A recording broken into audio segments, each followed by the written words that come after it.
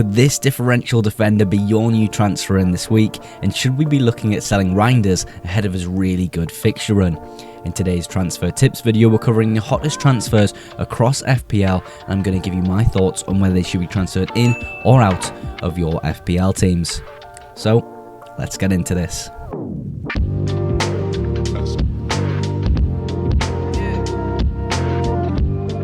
Welcome back to the transfer tip series. Of course, we're looking at the hottest transfers in FPL right now and some of my favourites for game week 9. If you're brand new around here, feel free to subscribe. I make FPL videos to help you guys at home by just clicking the little red subscribe button. It massively supports the channel. We're incredibly close now to 1,000 subs. Feel free to like the video as well if you enjoy it and want to support a little bit further. We're getting stuck in here though with WOLTEMADE. Actually, the hottest transfer around right now with 500,000 managers almost bringing him in for game week 9, and this was made on Tuesday, so he's probably even closer now to that 500,000 mark of transfers in.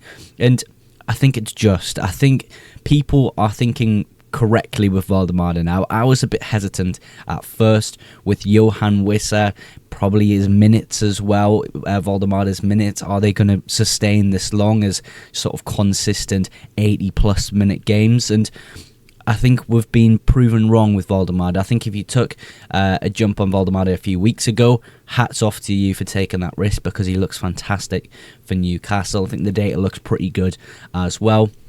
And the fixtures as a whole aren't too bad. I feel as though Fulham at home is great. Any fixture at home for Newcastle is fantastic in my opinion.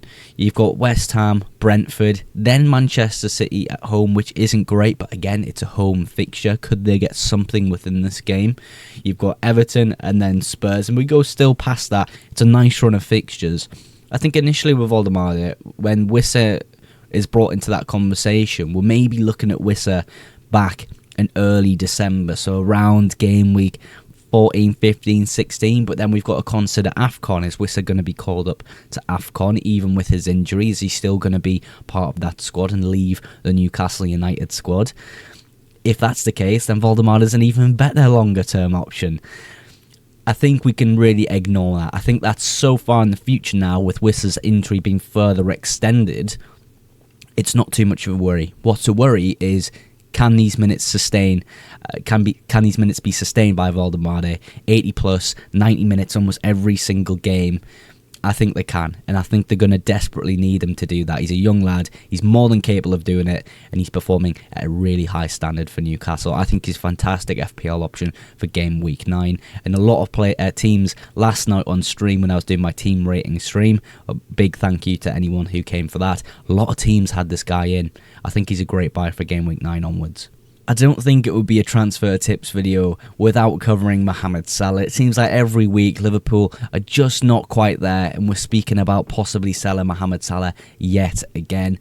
And I'll say this to start things off. If you're not happy with Salah, absolutely go ahead and sell him. It's way too much money to spend on him. But I want to speak about a world where Mohamed Salah could be potentially a hold for the next few weeks. And obviously it sounds crazy. I absolutely understand that. There's no way you should be paying 14.4 million for a player that's performing at this standard right now. I mean, look at the data. It's not fantastic, but you have to agree the fixtures coming up look really great for Liverpool. We'll go into this little window here using FPL.team in their fixture chart here.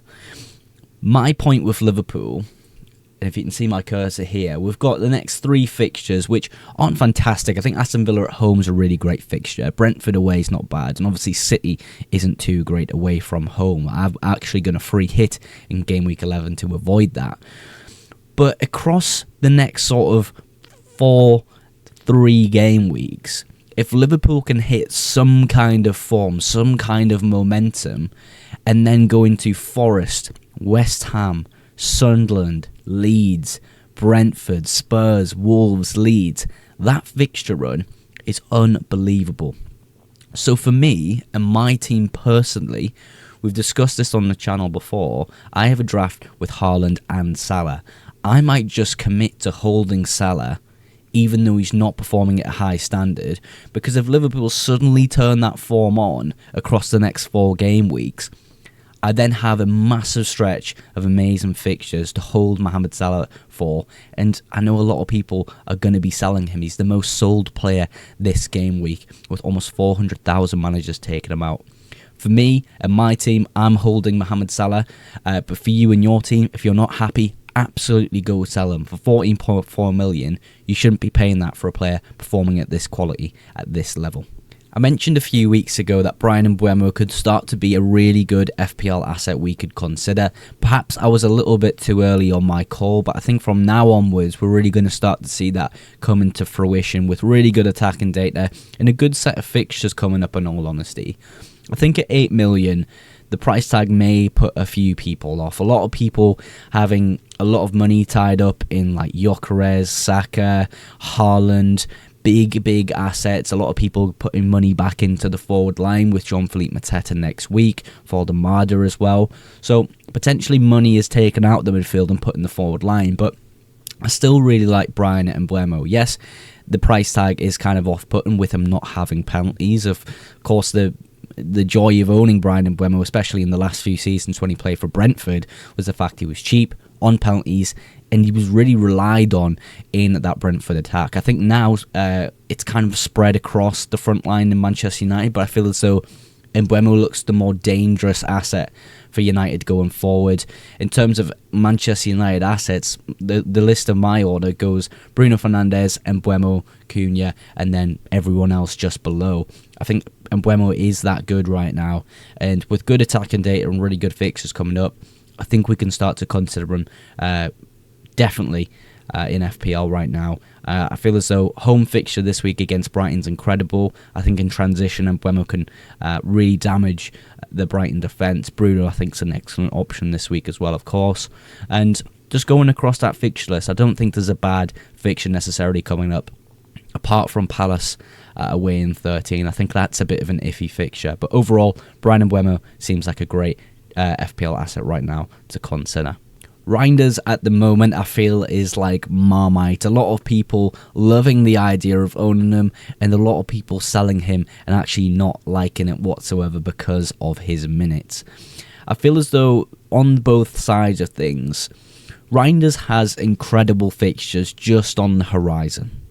And if he continues to play for Manchester City and get good minutes in that midfield, I feel as the returns will come because of the quality of that Manchester City side, and of course the good fixtures just on the horizon. Perhaps just after game week 12 they really tend to start. But on the other side of things, minutes haven't been great in the past few game weeks.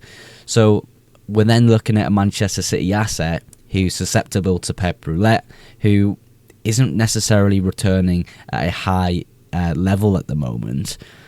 We would probably then look to sell, but I feel as though with those good fixtures on the horizon there, we're more inclined to hold right now, and it's sort of, well, what do we do with them? I think personally for my team, and I've got Reijnders in my squad at the moment, of course I'm not too happy with him, but last night in the Champions League he did get rested, only played a portion of the game. Perhaps that indicates that he's going to have a longer stint within this game week 9 fixture, and hopefully that continues across the next few weeks if he performs at a high level in this game week 9 fixture. I think the next 2 or next week or so is minutes watch for Reijnders. If it happens again, he's definitely a player we can consider a sell. I would just hold him for perhaps one more week just to see what his minutes are like. But if you can afford to move up to someone from Reijnders who you're much more happy with, absolutely you can go ahead and do that. That feels like a better option right now in FPL. I always try and include an algorithm-based pick or a differential player that I really like in FPL in these videos. If you're curious on what algorithm I use, it is the best performing algorithm in FPL. They are Night Managers. They have the best average rank over the last 2 seasons than any other AI model, and have beaten a lot of content creators in the overall world ranks. I am partnered with them this season, so you're going to get 2 free weeks of Night Manager services if you use code FPLModes. The link's in the description for that. Definitely go and check them out. They are honestly amazing. I scored 83 points last week because of their wildcard suggestions, so definitely check them out. But moving on to a player now who is a differential player who I think is incredible to gain some rank in the next few weeks. It's Reece James. Now, over the last 4 game weeks, he's had 4 attacking returns, and he's played a full 90 in all 4 of those games. I think regardless if he plays a little bit tucked into the midfield or right back, wherever he is on the pitch, I feel as though Reece James is going to be a quality FPL asset. I feel as though clean sheets across those fixtures on the bottom of your screen there are at a high percentage chance. You then, of course, have these amazing attacking returns coming out of his ears in the last few fixtures. At 5.4 million, at 5.5% ownership, he is definitely a player I think we should all be looking at in FPL. I think jump on him now before he gets too popular is kind of the vibe I'm getting from Reece James. If I didn't have a transfer structure in place where I am rolling this week, Reece James would be a player I am a big fan of in FPL, would look to bring him in straight away. I'm really tempted by him. I honestly am. I think he looks an amazing asset right now in FPL and going into the next few weeks. He's definitely a player I would look at in FPL. Let me know in the comments though what you think of this differential pick of the week. I think he's incredible. I think the Spurs defence boat has well and truly left. I think if you jumped on at the start of the season, like I did with double Spurs defence, things seemed great. It was a fantastic time to earn a few points ahead of people who didn't quite trust their defence. I think we're now back in the situation where things just don't look too good for Spurs at the moment. A bit of inconsistency, of course, getting beat at the weekend at home against Villa wasn't a fantastic result whatsoever.